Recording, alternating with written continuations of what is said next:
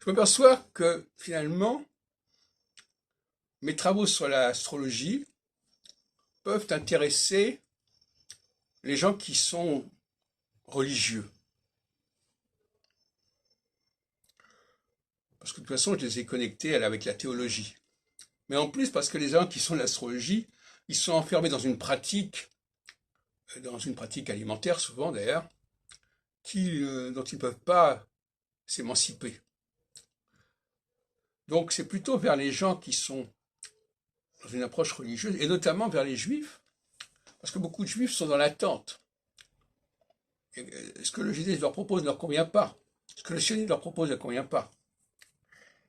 En 1978, j'avais créé le cercle d'études de recherche sur l'identité juive, où je disais qu'il fallait chercher ailleurs que dans les modèles dominants du sionisme et du religieux. Mais c'était la reprise d'une problématique que j'avais lancée en 66, 12 ans plus tôt, en créant une autre association qui s'appelait le MIPEBJ, le Mouvement international pour l'épanouissement du peuple juif. Et c'est dans ce cadre-là que je suis d'ailleurs allé en Israël en 68, et 67, 68, 69. Donc je vais à l'avenir vous parler des manifestes que j'avais produits à ce moment-là, MIPEBJ, avant de revenir sur la question du Sérige. Mais le Sérige, il y a des cahiers du Sérige d'ailleurs, le Sérige était plutôt dans une sorte de négation. C'est-à-dire, voilà, je ne veux pas ceci, je ne veux pas cela. Aujourd'hui, nous avons au Sérige une position de proposition et de réforme du judaïsme. Parce qu'il ne s'agit pas nécessairement de rejeter ce qui existe, en disant c'est pas pour nous, mais de le réformer et de se le réapproprier. C'est ça le problème. Les gens qui pratiquent sont bien contents que les gens qui ne pratiquent pas prennent de leur distance. Mais c'est pas ça qui compte. Il s'agit de proposer une nouvelle pratique, une réforme de la pratique.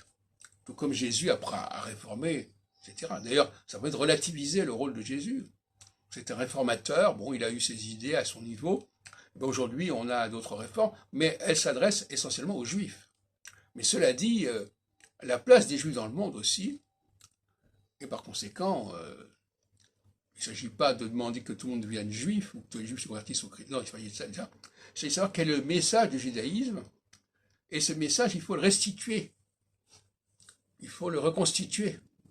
Parce qu'il est déformé, il est frelaté. Pour toutes sortes de raisons que j'ai exposées d'ailleurs récemment dans un texte qui s'appelle Les échecs du judaïsme contemporain. Donc, il y a un échec de la réforme juive, au 19e, 20e siècle, et il faut reprendre la question de la réforme. Il ne s'agit pas d'abandonner un certain territoire, mais de le reconquérir et de se le réapproprier autrement.